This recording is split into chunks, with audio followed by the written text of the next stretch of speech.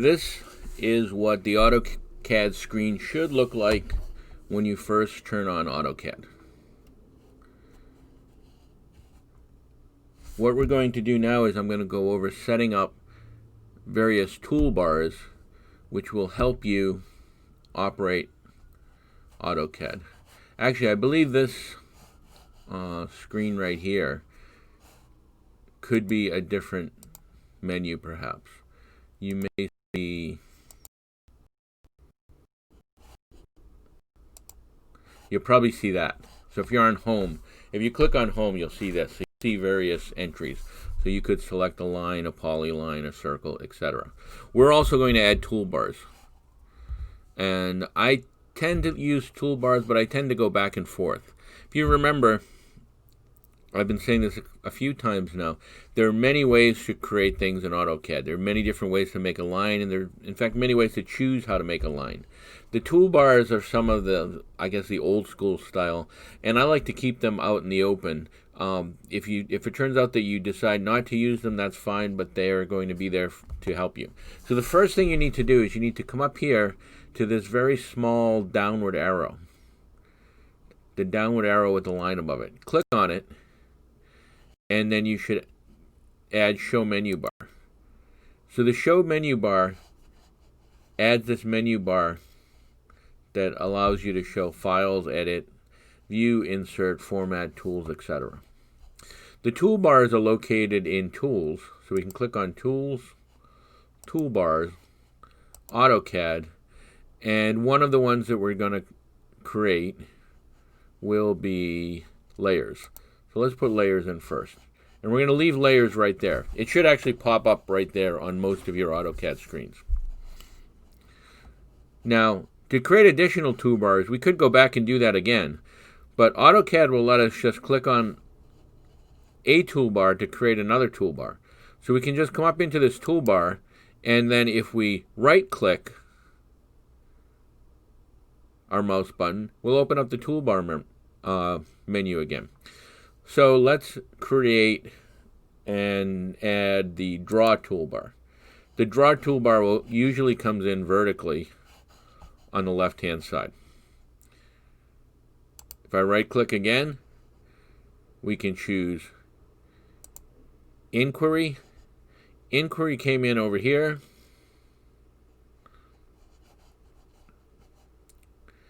And if I right-click again, we can choose Object Snap. So this is our Object Snap toolbar. We can right-click again. Excuse me.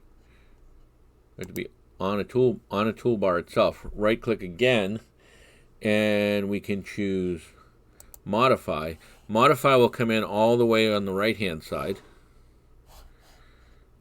And right-click one more time. 1, 2, 3, 4, 5. Let's see. We have Layers, Draw, Inquiry, Object Snap, Modify, and Dimension. So we click on Dimension. And what we're going to do here, now you see Dimension came in here. What I'm going to do is I'm going to take this Inquiry, and I move the Inquiry so that it's to the right of the Dimension. So the little looks like about a 2x10 or 2x12 pattern. That's the grab bar on all these toolbars. So you could take a toolbar and completely separate it. I could bring it down here and keep it separated, keep it floating on my boards, on my drawing space somewhere. I generally like to keep them locked up in the toolbar space. And the same is true about everything. The command line located down here, you could do the same thing. We could take the command line and grab it here and bring it up. And actually, I believe when you start up AutoCAD, your command line may actually be floating. If it is floating like this, you want to grab it by the toolbar grip and then bring it down. And you'll sort of feel it lock, and you'll see this little box show up. And once you do that, you can take your finger off the mouse button, and then that will place it and lock it at the bottom. So now we have our toolbars set up. The next thing I want you to do is to come down into the text box, and I want you to type options. And when you type options, you're going to pull up this large option menu. And you can see there are lots and lots of different options. Everything from where you save files to template settings, tool palette files. There are literally 1,000 different settings here. Open and save. File safety precautions. But I think this is by default. You should be set up, and this is an open and save, that there's an automatic save every 10 minutes. If you feel unlucky, maybe you want to make this 5 minutes.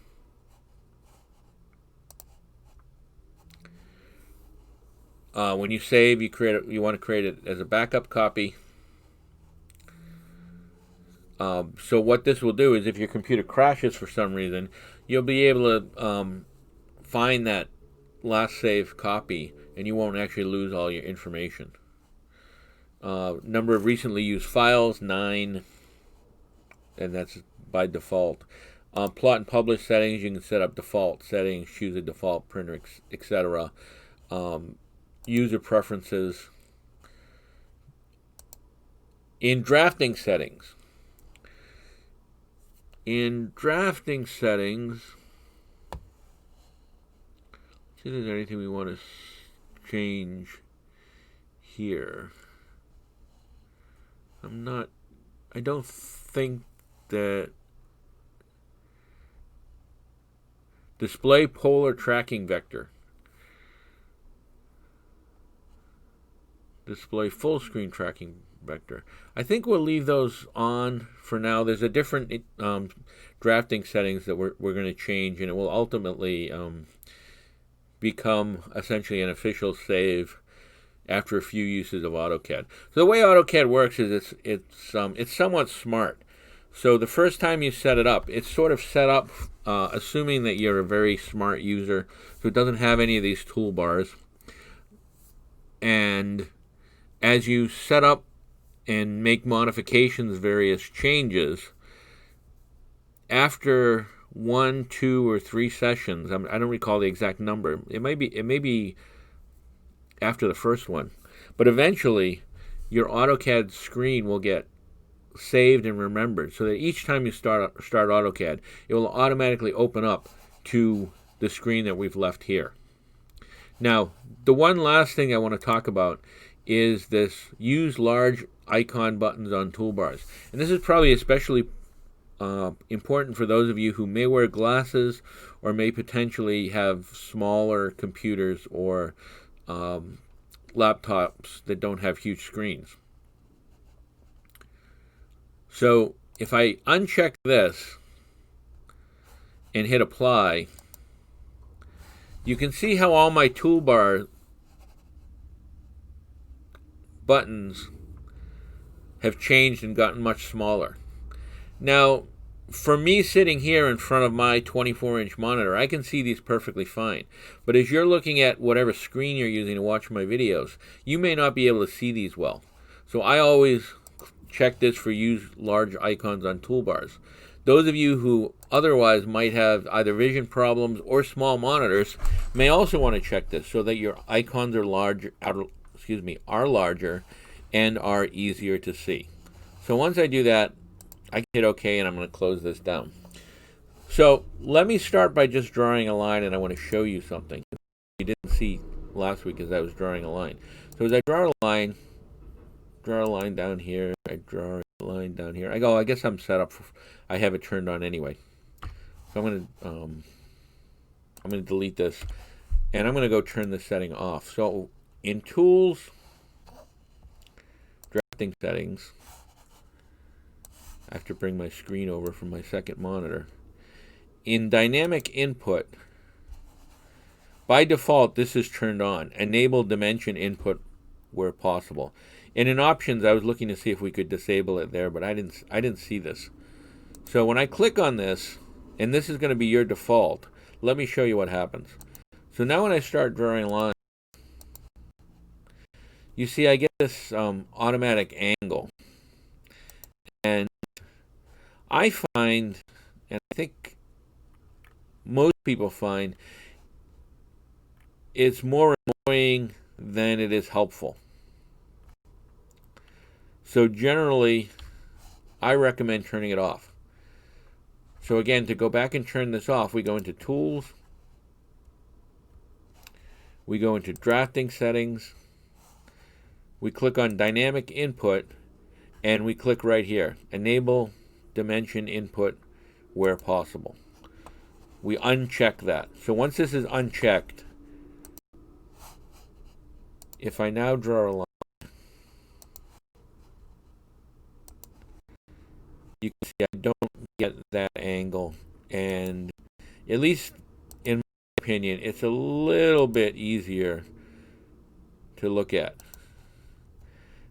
Now remember how I said we almost always use text boxes? Well, here's the reason why.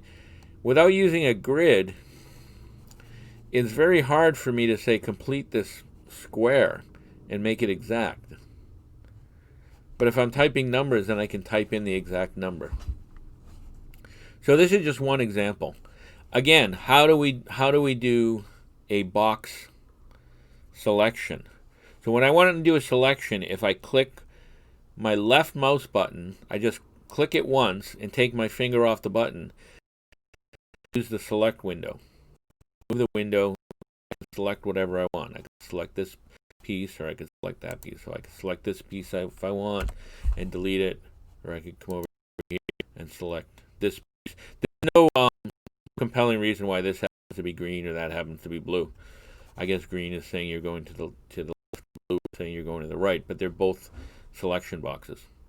So I click on this, I select all that, and then I click delete. If I don't like what I just deleted, then I can undo. So I can come down to my text box, type undo. It'll ask me how many operations I want to undo. Let's say I want to undo the last two, and I put both boxes back up, or both the box, or almost the box, and the line back up on the screen. Again, I'm going to select it, and I'm going to delete it. So this is your first sort of small introduction and setup. Final item is the zoom, and I'm just going to make a box, or make a, let me just make a box here. All right, so there we've made a box. First, our pan. Our pan is this hand, so I can click on pan, and once I do that, then I can come over here, click on my my left mouse button, and then I can move the screen wherever I want. So if this is up here, let's say I can grab it and bring it down and center it. Or if it happens to be way over to the left, I can take my hand, bring it over, and center it. Now, this is especially important when used in conjunction with zoom. So first I'm going to escape out of this.